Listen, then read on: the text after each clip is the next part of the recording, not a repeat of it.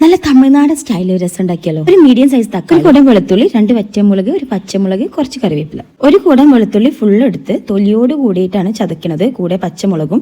ഇത് എളുപ്പപ്പണിക്ക് വേണ്ടിയിട്ടാണ് ഇങ്ങനെ ചതക്കണത്. ചെറിയ അമ്മിക്കല്ല് കണ്ടെങ്കിൽ യൂസ് ചെയ്യാം. നന്നായി ചതച്ചതിന് ശേഷം തൊലിയൊക്കെ എടുത്ത് കളയാം. 1 ടീസ്പൂൺ ചെറിയ ജീരകവും 1 ടീസ്പൂൺ കുരുമുളകും നന്നായിട്ട് പൊടിച്ച് മാറ്റി വെക്കാം. ചൂടായ ചട്ടിയിലേക്ക് ഇതാ നല്ലെണ്ണ ഒഴിച്ചിട്ട് കടുക് വറക്കാം. ഒരു 1/2 ടീസ്പൂൺ കടുകാണ് എടുത്തിട്ടുള്ളത്.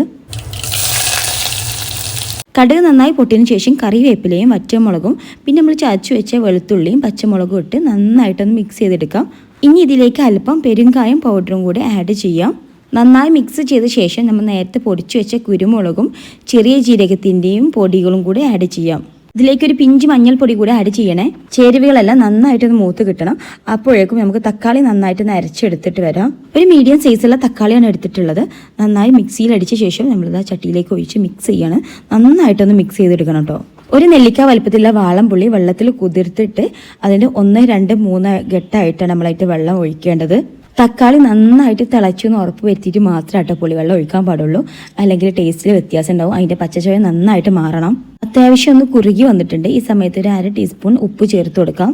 നന്നായി മിക്സ് ചെയ്ത ശേഷം നമ്മൾ ഫസ്റ്റായിട്ട് എടുത്ത പുളിൻ്റെ വെള്ളം നമ്മൾ ഒഴിച്ചു കൊടുക്കുകയാണ്. ഇങ്ങനെ 3 ഘട്ടമായിട്ടാണ് ഒഴിച്ചു കൊടുക്കുന്നത്. പിന്നെ ഇതാ സെക്കൻഡായിട്ട് നമ്മൾ പുളി ഒന്നും കൂടെ പിഴിഞ്ഞെടുത്ത വെള്ളമാണ്. തേർഡ് ഒന്നും കൂടെ പിഴിഞ്ഞെടുത്ത വെള്ളമാണ്. വെള്ളത്തിൻ്റെ കളറൊക്കെ മാറി തുടങ്ങി.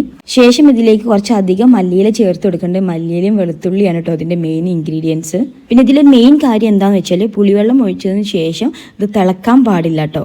എന്നാൽ നല്ലോണം ചൂടാവും വേണം, തിളക്കാൻ പാടില്ലേനും. തിളച്ച് അതിൻ്റെ ടേസ്റ്റ് ആകെ മാറിപ്പോകുന്നതാണ്. ഈ സൈഡിലൂടെ ചെറിയ ചെറിയ കുമ്പളകളൊക്കെ വന്നിട്ടുണ്ട്. അതുപോലെ തന്നെ കുറച്ചുകൂടി കഴിയുമ്പോൾ അങ്ങനെ പതഞ്ഞു വരും കേട്ടോ. ഒരു വൈറ്റ് കളറിൽ ഇങ്ങനെ പത വരും. അതൊക്കെയാണ് ഇതിൻ്റെ സിഗ്നൽസ്.